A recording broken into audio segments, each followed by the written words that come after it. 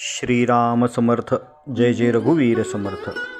शुक्रवार दिनांक 19 डिसेंबर 1913 रोजी श्री महाराजांनी भाऊसाहेब केतकर यांना आपण सोमवारी देह ठेवणार असे स्पष्ट शब्दांत सांगितले. त्यावर भाऊसाहेब विव्हल मनाने म्हणाले, महाराज, मी आपल्याला माझे सर्वस्व मानले आहे. आपल्याशिवाय मी काय करू, कुठे व कसा राहू. श्री महाराजांनी सांगितले, तुम्ही 12 वर्षे इथेच राहा. भाऊसाहेबांनी ही अखेरची आज्ञा अक्षरशः पाळली. आजही गोंदवल्यात खेड्यातल्या बहुतेक गैरसोयी आहेत. मग 70-75 वर्षापूर्वीच्या स्थितीची कल्पनाच केलेली बरी. हे ठिकाण त्या काळी दुर्गमच होते. सर्वात जवळचे रेल्वे स्टेशन म्हणजे कोरेगाव, 50 किलोमीटर दूर. जाण्या येण्यास बैलगाडीशिवाय साधन नाही. कमीत कमी 12-15 तासांचा प्रवास. त्यातमध्ये विश्रांतीसाठी मुक्काम केल्याशिवाय गत्यंतर नाही.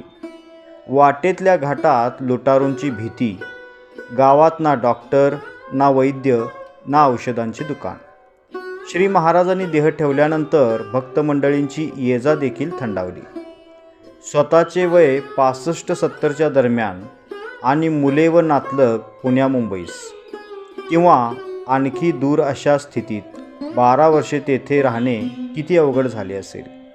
पण भाऊसाहेबांची निष्ठा स्वभावतःच इतकी दृढ होती की अडचण कसलीही असो, श्री महाराजांची आज्ञा मोडणे हे त्यांच्या मनाला कधीही शिवलेच नाही.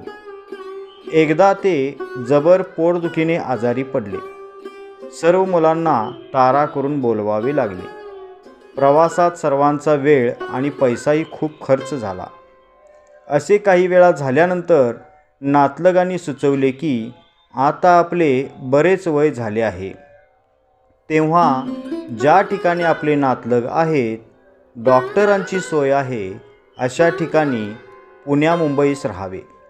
भाऊसाहेब म्हणाले, स्वारीची आज्ञा मी कदापि मोडणार नाही. शरीराचे काय ते केव्हा तरी कुठेतरी पडणारच. अशा रीतीने 10-1 वर्षे गेली आणि त्यांच्या दोन्ही डोळ्यात मोतीबिंदू येण्यास सुरुवात झाली. ते भराभर वाढून जवळजवळ अंधत्व आणि परावलंबित्व आले. नातलगांनी, स्नेही डॉक्टर मंडळींनी त्यांना म्हटले की आता ऑपरेशन ताबडतोब करून घ्यावे, पण त्यासाठी गोंदवल्याच्या बाहेर जावे लागणार.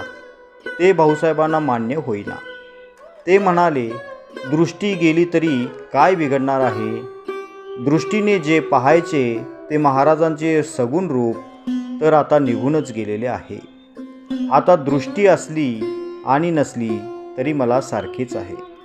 महाराजांची आज्ञा मोडून मी गोंदवले सोडणार नाही. अशी 12 वर्षे गेली. एके दिवशी स्वप्नात दर्शन देऊन श्री महाराजांनी सांगितले, भाऊसाहेब, 12 वर्षे झाली आहेत. आता इथे राहण्याची जरुरी नाही. दोन्ही डोळ्यांवरून हात फिरवून बोलले, ऑपरेशन इतके सोपे आहे, करून घ्यावे. मगच भाऊसाहेब गोंदवल्याच्या बाहेर पडले. त्यांनी ऑपरेशन करून घेतले व त्यांना उत्तम दिसू लागले. पुढे सुमारे 15 वर्षांनी वयाच्या 93व्या वर्षी त्यांनी देह ठेवला. श्रीराम समर्थ. जय जय रघुवीर समर्थ. श्री अनंतकोटी ब्रह्मांड नायक राजाधिराज सच्चिदानंद सद्गुरु श्री ब्रह्मचैतन्य महाराज की जय. श्री ब्रह्मानंद महाराज की जय. जय जय रघुवीर समर्थ. श्रीराम समर्थ.